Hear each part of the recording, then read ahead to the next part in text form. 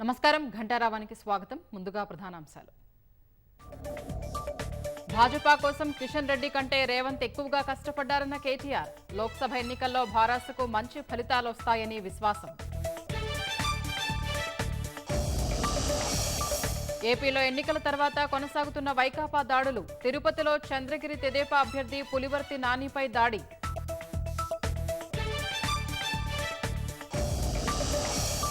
దేశంలో మోదీ వ్యతిరేక పవనాలు వీస్తున్నాయన్న కాంగ్రెస్. జూన్ 4 ప్రధాని పదవి నుంచి తప్పుకోక తప్పదని జోస్యం.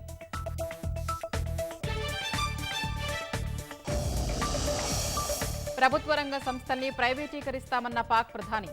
తీవ్రమైన ఆర్థిక సమస్యల నుంచి గట్టెక్కేందుకేనని వెల్లడి.